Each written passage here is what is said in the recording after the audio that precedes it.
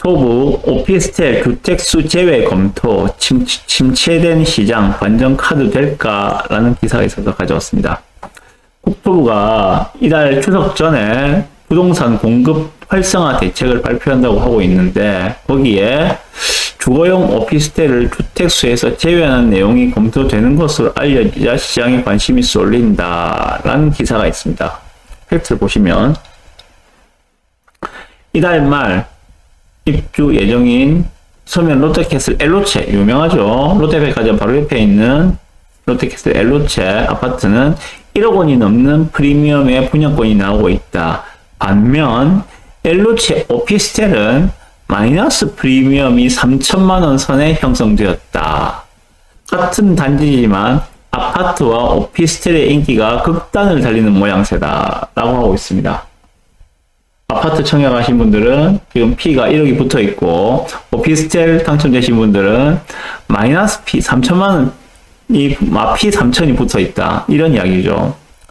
경험했었죠. 어디서 그 두산이 뭐 하버시티에서도 비슷한 현상이 나타났거든요. 아파트는 P가 손 P 뭐 1억은 우습게 불렀죠.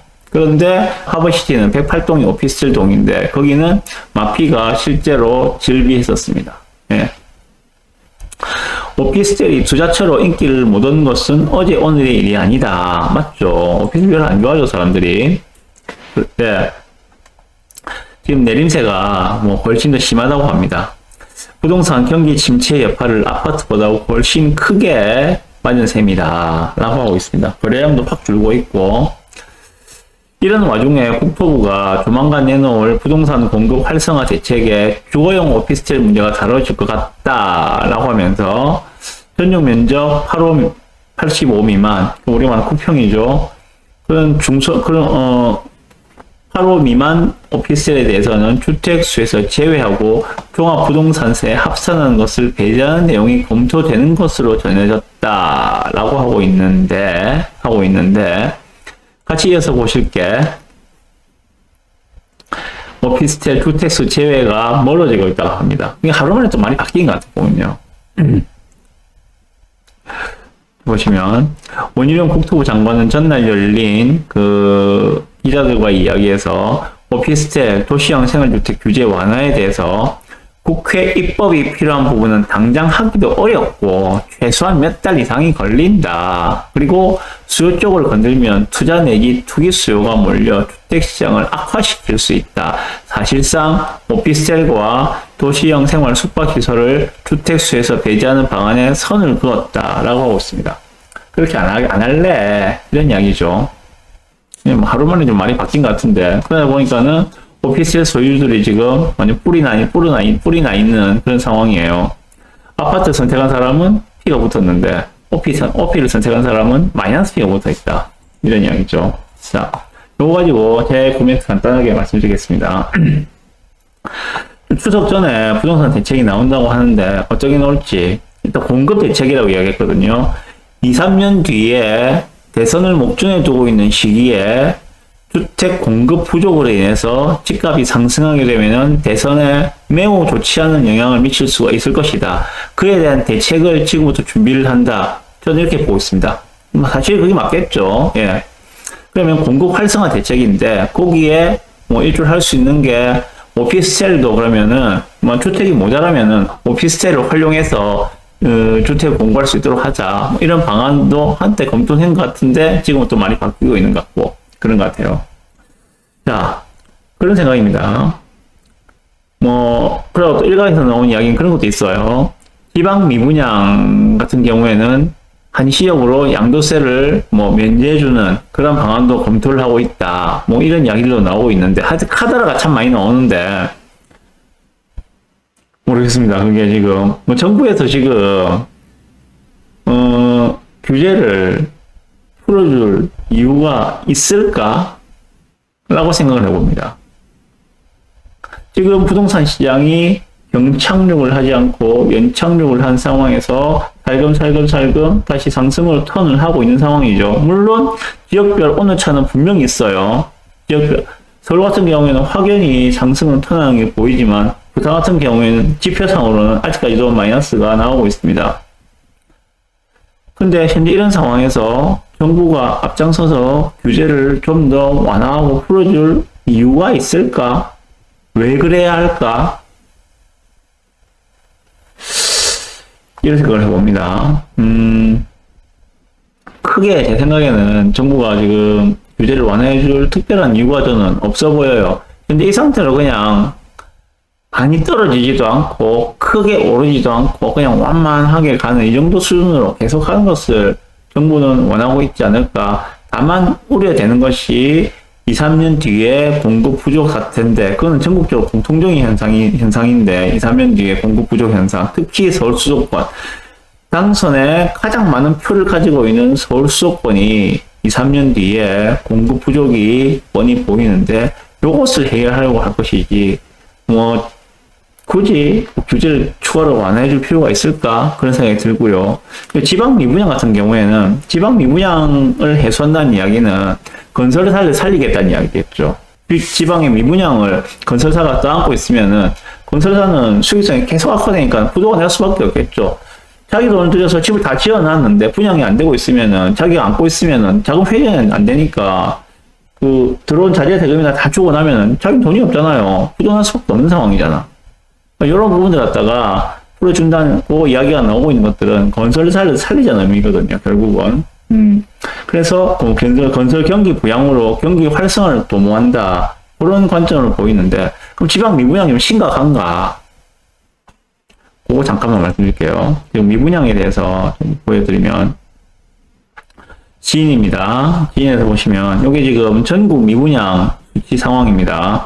한때 지금, 7만 5천 호까지 갔던 미분양 숫자가 지금 많이 줄어서 이제 6만 6천 호 정도로 보입니다. 부산은 어떤가? 부산의 미분양 상황 보시죠. 부산의 미분양 숫자는 지금 2,300개가 안 돼요, 채. 한때 3,000개를 잠깐 넘었다가 다시 내려와서 지금 2,300개가 채 되지가 않습니다. 2,200개 정도. 제가 말씀드렸죠. 부산은 3,000개가 넘어가면, 미분양 숫자가 3,000개가 넘어가면, 위험하다 생각을 할 수가 있는데, 2,000개 수준이면은, 괜찮다. 그 정도는 충분히 감당할 수 있는 수치다. 라고 말씀을 드렸습니다. 자, 부산 그러면 미분양은 크게 문제가 없는 것 같아요. 그러면은, 울산은 어떠한가? 울산 같은 경우에는 미분양이 좀 많죠. 지금 부산의 미분양이 2,300개 수준인데, 울산의 미분양이 거의 3,000개가 다 돼가는 2,900개입니다. 울산은 인구 100만 도시예요. 부산은 인구 330만 도시고, 도시 규모에서 울산은 부산의 3분의 1입니다. 그런데 미분양 숫자가 부산보다 더 많아요. 이건 분명히 미분양이 심각한 수준인 건 맞습니다. 예, 울산은 그래요. 경남만 볼게요, 그러면은. 경남 같은 경우는 어떤가? 경남은 주로 이제 창원을 말하는, 창원, 양산, 김해, 이쪽이 경남이 되겠죠. 경남 같은 경우에는 미분양 숫자가 지금 3,000개 조금 넘죠, 그죠? 예. 거의 4,000개 정도 수준, 4,000개 정도 수준입니다. 경남 같은 경우에는. 4,000개 정도. 이것도 적은 편은 아닙니다. 경남 전체 인구가 부산시의 인구하고 거의 삐까삐까 하거든요. 부산이 지금 330만 도시인데, 경남 전체, 김해, 양산, 거제, 창원 다 합쳐서 한 340만, 350만 조금 안 되는 수준으로 제가 알고 있습니다. 거의 삐까삐까 하거든요. 그런데 여기에 지금 미분양이 한 4,000개 정도 된다. 그러면은 부산보다 많잖아요. 지금 1,000개 이상이 많으니까 조금 많구나. 전체적으로 근데 부울경 다 합쳐도 미분양 숫자가 그렇게 많은 것 같진 않아요. 제가 볼 때는. 그러면 심각한 데가 어딘가 하면 결국은 대구겠죠. 대구 미분양 한번 봅시다. 대구의 미분양 숫자는 지금 10,000개가 아직 넘죠? 네, 11,000개가 넘습니다. 대구 미분양. 대구는 인구가 230만입니까? 예, 부산보다 3분의 2 수준이죠, 그죠? 부산의 3분의 2 수준. 200만 조금 넘는 도시인데 미분양 숫자가 지금 11,000개입니다. 매우 심각합니다. 경북까지만 보고 경북의 미분양 숫자는 어떤가? 경북의 미분양 숫자도 지금 7,000개가 넘죠. 거의 8,000개 수준입니다. 대구, 경북 쪽은, 경북이라 하면은, 뭐, 구미, 경산, 그리고 저 포항, 모두 다 합쳐서, 예, 말씀드리는 거예요. 여기는 미분양이 좀 심각하구나, 대구, 경북은. 근데 부산, 경남은 뭐 미분양 그렇게 심각한 상황은 아닌 것 같다. 울산은 미분양이 조금 많은 수준이다. 이렇게 말씀을 드리고 싶어요. 자, 이 이야기를 왜 하는가 하면,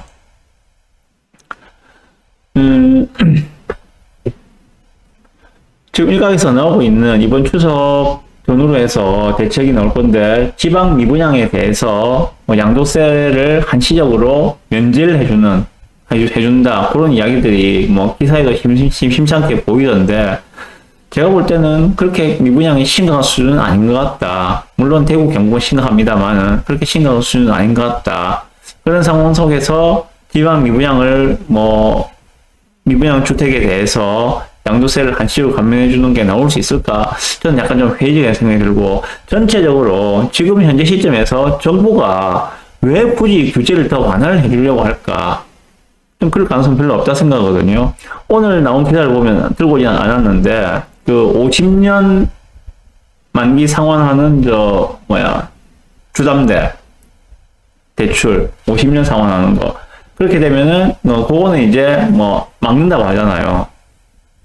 이전에 풀었다가 지금 약간 막아놓는 상황으로 가고 있는 것 같거든요. 오히려 집값이 상승을 하면 할수록 규제가 나오면 나왔지, 서울이 지금 상승을 턴을 해서 집값들이 올라가고 있는 상황인데, 여기서 규제를 더 풀어준다?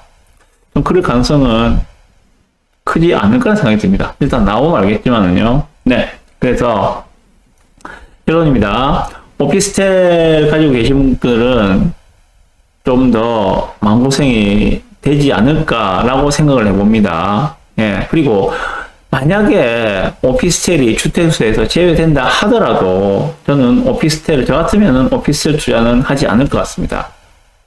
누가 저에게 오피스텔 이거 어때요? 혹은 생활형 숙박시설, 생숙 이거 어때요? 라고 물어보신다면은 저는 그거 하지 마세요. 그거 아니라도 할 게 많은데 왜 굳이 그걸 하려고 하세요?